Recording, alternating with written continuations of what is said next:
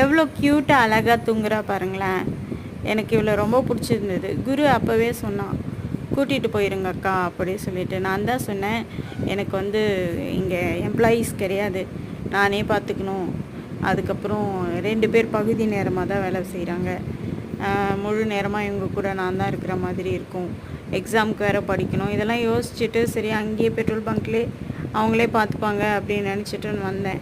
கடைசியில் பார்த்தா என்ன சொல்லிட்டாங்க, இது மாதிரி நாய் கடிச்சிருச்சு அப்படின்னு சொல்லிட்டு சொன்னாங்க.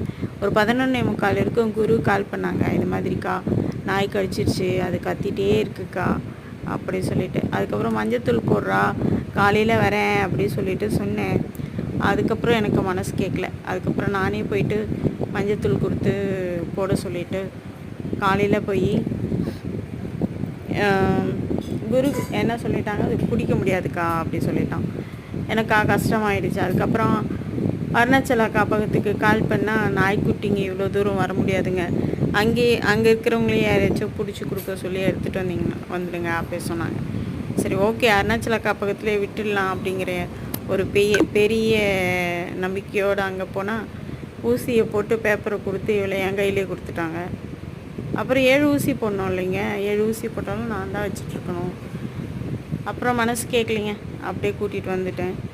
7 ஊசி போடுற வரைக்கும் அதுக்கப்புறமும் என் கூட தான் இருப்பா அவள். இந்த மாதிரி நான் வந்து இறக்கப்பட்டு அன்புப்பட்டு எடுத்த ஜீவன்கள் தான் இப்போ கிட்டத்தட்ட ஒரு 25 பேருக்கு 30 பேர்கிட்ட என்கிட்ட இருப்பாங்க. 50 பேர் இருந்தாங்க.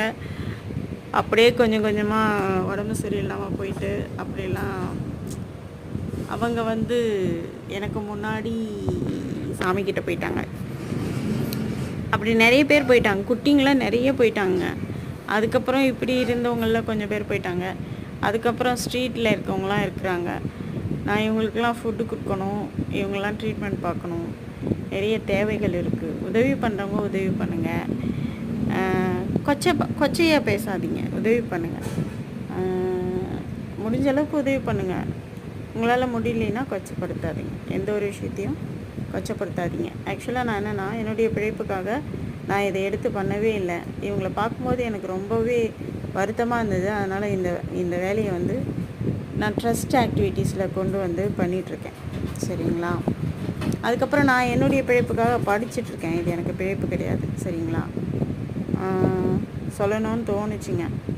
ஆனால் இவன் ரொம்ப க்யூட்டாக இருக்கா, அழகாக இருக்கா. உங்கள் ஸ்ட்ரீட் டாக்கு ஃபுட்டு வைங்க, தண்ணி வைங்க. எனக்கு ஒரு ஆச்சரியமான விஷயம், கார்த்தி வந்து தண்ணி வச்சுருக்கான் போல் அங்கே டீச்சர் வீட்டாண்ட. தேங்க்ஸ் கார்த்தி.